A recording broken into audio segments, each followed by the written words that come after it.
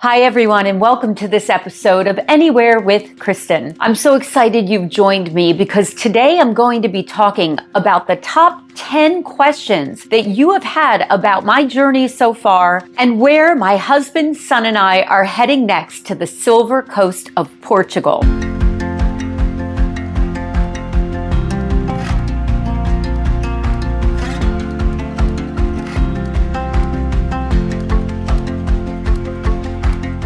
A lot of these questions you guys have been asking me, I hadn't even thought of before. I thought I was kind of addressing certain things and then realized, wow, people have some really legit questions.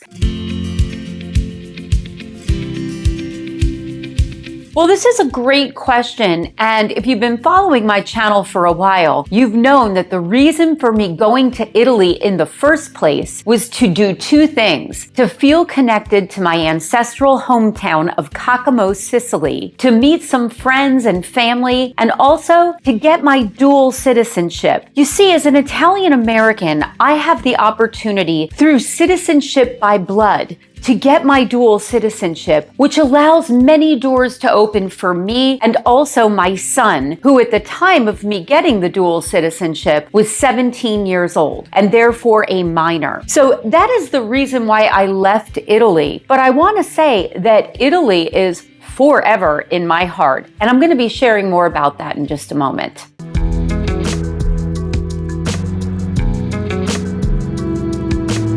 This is kind of a loaded question because we really don't know. We have accepted a long-term rental contract on a beautiful property on the Silver Coast. But really, our son, Kiefer, he is going to earn his bachelor's degree in digital arts with a focus on game art design from the Polytechnic University of Leiria in Portugal. So really, he's going to be there for the 3-year bachelor's, not 4, but 3 as they do over in Portugal. This is the reason why my husband and I are going to be moving to Portugal. So number 1, we could be close to him. And number 2, it gives us the opportunity to explore that part of the world to see if it's a long-term, very permanent option for us. So the short answer to that question is, I don't know yet.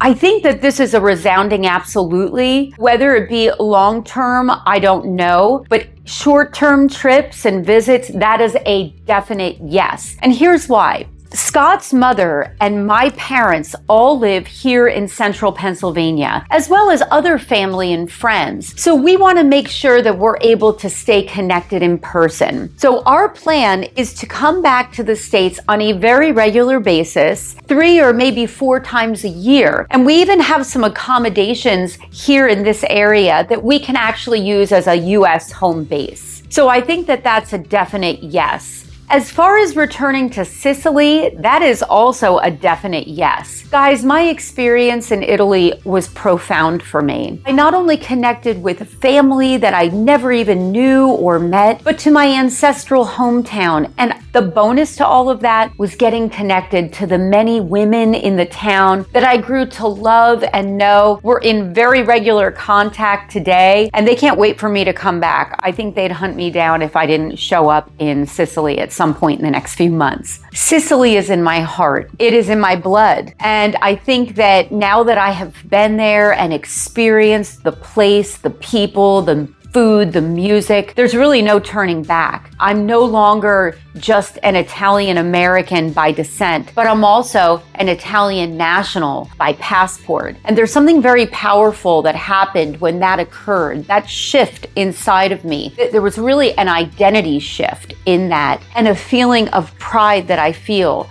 of being an Italian as well.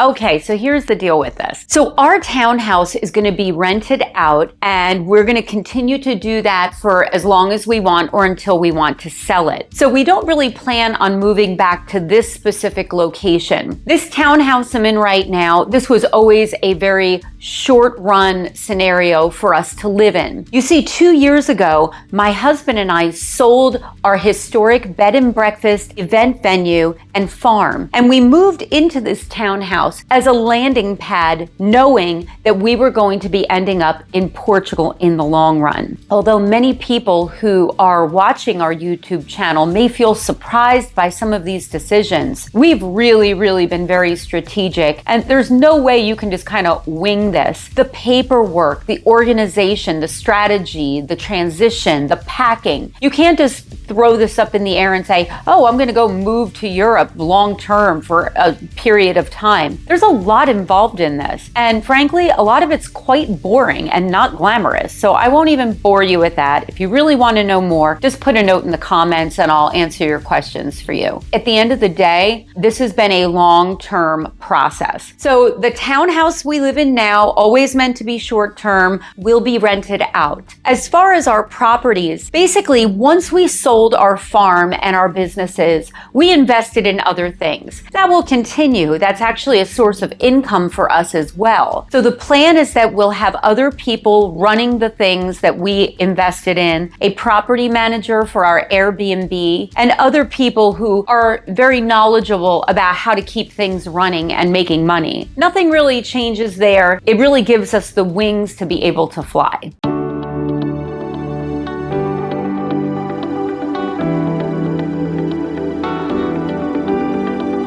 Guys, I wish I could say that that was easy. That was one of the hardest things that I had to do stateside, was try to find somebody who had a legal apartment and was willing to create the contract necessary for me to be able to process dual citizenship in the application. Fortunately for me, my distant cousin Laura, she knew a friend, and the friend of her friends had a different friend who had an apartment for rent. And that particular friend, God bless her, knew about some of the laws and regulations of Sicily and was willing to go about helping me get that legal contract. She was even so kind as to go to the comune with me, introduce me to the people who worked there, and present the contract in person. I was very fortunate in my situation because I had that connection to my cousin, but I will say I probably went through 5 or 6 other apartments trying to get those legalized, and the people who owned those properties just said it's really not lucrative enough for me to do that because I have to pay more taxes if we make it legal. Just a lot of things in the mix with that. So I would say if you're trying to get dual citizenship through residency, my recommendation is try to find somebody who you know and trust, can connect with on Facebook or through expat groups, and ask those questions. There are plenty of expats there who do have properties that might be willing to help you, but the catch is they pay more taxes and there is more rigmarole with the paperwork. So you do kind of have to work through that if you're really looking at doing this.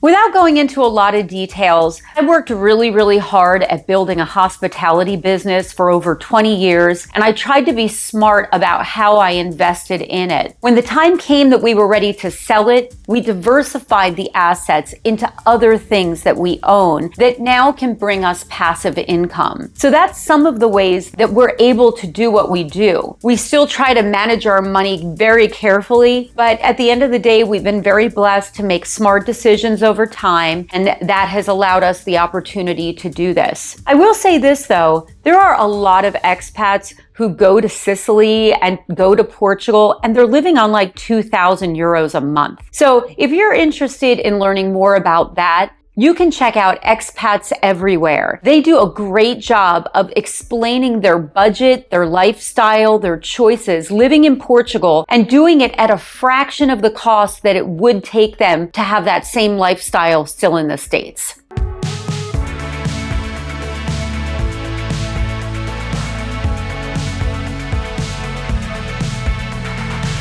Well, the honest truth of this is that I did not drive. I took public transportation everywhere outside of Kakamo, my ancestral mountain village. I took the bus, I took the train, I took a taxi once, which was because I missed the last bus, and that was a really hot mess, and yeah, just a hot mess. Anyway, I got an electric scooter on Amazon, Italy, and that was kind of my transportation in and around the town. Guys, I loved that thing. I plan on getting one when I move to Portugal. They're so fun. You can collapse it so you can pick it up and take it on a bus or a train, and they're just great. What was it like riding my scooter in Sicily would probably be a more accurate question. And the answer is actually terrifying. I did actually wipe out 2 different times. One, going down a hill.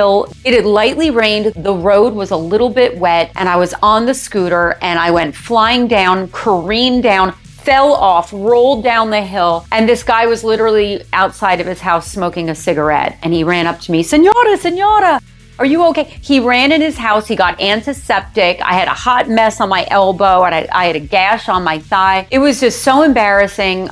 He didn't speak any English. My Italian was so-so at the time, but he was so kind to me and really wanted to make sure that I was okay. He asked me if he should call anybody to come pick me up, and I kind of like hobbled home, walked the electric scooter because I was so embarrassed. And you know, I got home and I saw the big bruise I had for like 3 weeks on my thigh. It was just a hot mess. Oh, I will say one more thing about the scooter situation. I got one of those super sexy construction workers neon vests with the reflective tape on the back, and all of the little teenage boys in town who were running around on like little scooters, they thought this was the funniest thing to see this middle-aged woman with a construction vest on and a backpack on an electric scooter doing my thing. They just thought that vest was hilarious. You know, even here in the Amish country, the kids wear those same reflective vests when they're walking down the street on their way home from school because they don't want to get hit. And neither did I in Sicily. So I think that was a point for me and not for the teenage boys.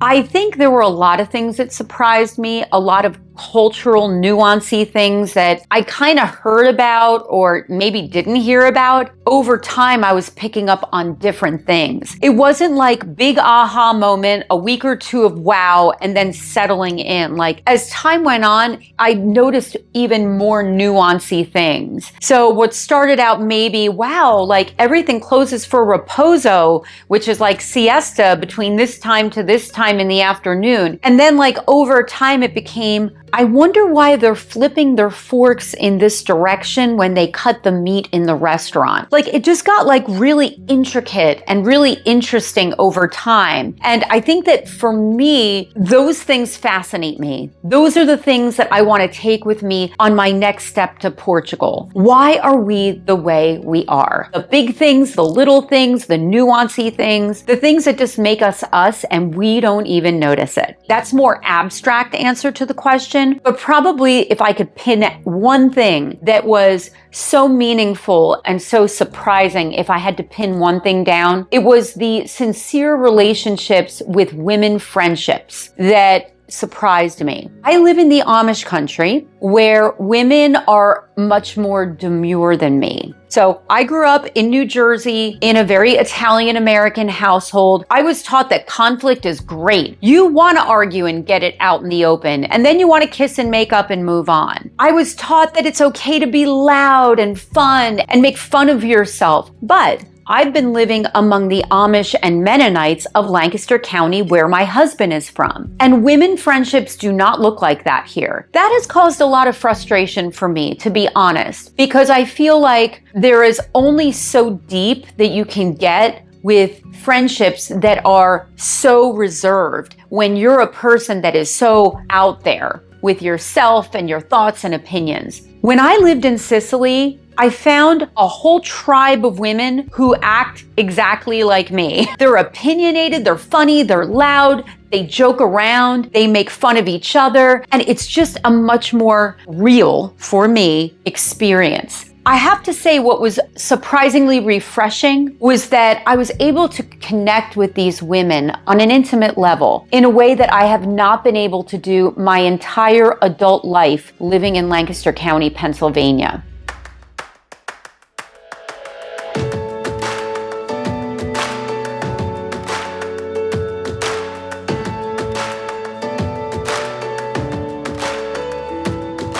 I think that my sense of social observation is something that helps me a lot. To be very aware of my surroundings. Now, little backstory on this. I have a disability called audio and visual perceptual impairment. And what that means is that things that I hear in my ear or things that I see with my eyes don't always connect to each other. So you may have heard of like a dyslexic who sees a 6 instead of a 9. That's kind of the idea, but it's with other visual things and other hearing cues. I think what happened, because I have this deficiency in this particular area of my life, I've become way more aware of how people react and relate and all of the small intricacies of culture. I'm so glad that I have that, because I think that it has allowed me to live in the Amish country, develop friendships, develop relationships with people who are culturally very different than me. And likewise, living in Sicily, although I'm Italian American, I'm not Italian. And so there was a sense of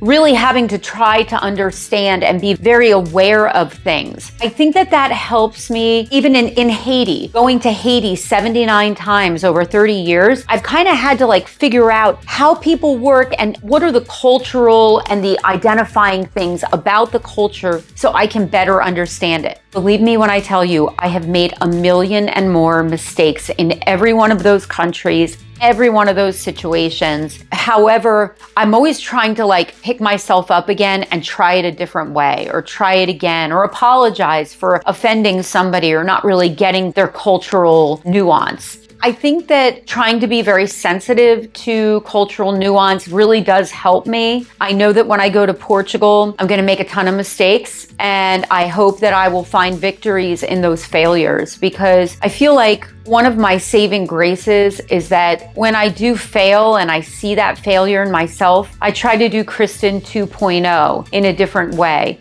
Sometimes I have to do 3.0 or 5.0 or 10.0 because I still don't get it. But I really do try to genuinely laugh at myself, try to not take myself too seriously, and try to recognize when I do something culturally insensitive. Yeah, I've done that a lot.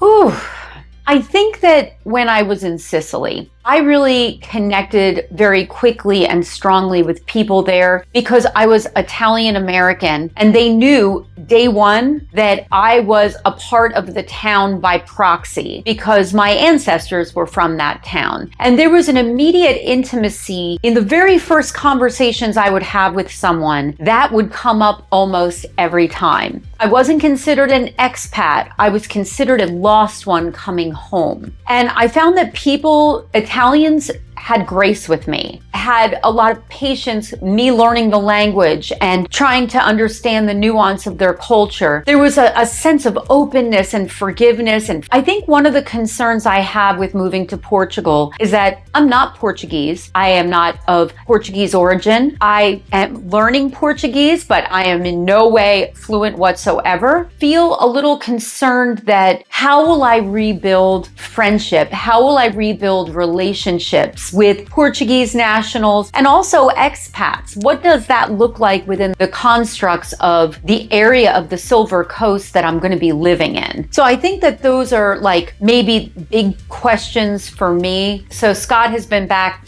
sitting behind the camera this whole time listening to this, and I can tell his wheels are turning. Scott, what are your concerns a couple weeks out? Like, what are the things that keep you up at night about this transition? Wow. I think I'm much more practical. I'm looking at like the paperwork. What if there's hiccups in the paperwork? What if stuff doesn't go through? And so I think from that end, that worries me a little bit more. And I haven't really thought too much about the friendships yet. I'll get there. I think thinking through like what we're going to take, what we're going to pack yet, that's also another concern. But it's much more the practical than it is maybe the relational. The biggest thing that I'm thinking about a lot right now, this is not a glamorous transition. I think a lot of people, when they hear we're moving to Europe, they're like, oh, ooh, oh, wow, oh, you're so lucky, oh. And it's like, yeah, but the logistics of doing this, the thought, the time, the resources, the emotion of putting your relationships that are closest to you and thinking about them in a different way. The packing, the boxes, the nuance around all of the things that are a part of our daily lives. What's going to go with us? What's not? We have no intention of bringing crates over and barrels over. We just want to take suitcases and buy what we need when we get there. And, you know, there's a lot of like thought around that. There's a lot of people who they start their YouTube channel journey and sharing it with others after they've already moved and gotten settled. I think what's a little different in our case in this season is that we're literally in the throes of the move, of the transition, of the paperwork. Who is our doctor going to be in Portugal? What about the dentist? What about the pharmacy? How do we get medical records? Like banking, buying a car and making sure we have the right driver's license, making sure we have the right documents for the dog and USDA documents that say that she's healthy enough to travel. At every angle, every turn, there's some paperwork, some document, something to be thinking through. And so like, I think that as excited as I am right now, as much as I realize like this is really coming, my life is going to be challenged in a new way moving forward, there's also a sense of definitely keeping our head above water and making sure that we have everything that we could possibly need. And the reality is we'll get over there and we'll realize there's more. So I think these are some of the things that I think about right now and feel like there are unknowns. So to wrap it all up, those were your top 10 questions. Hey, comments are a thing. Did I answer yours or do you have others? Put them in the comments below and I'll do my best to answer them as soon as I can. Guys, thank you so much for continuing on our journey as we transition from the US to Portugal. And I look forward to seeing you real soon. Take care.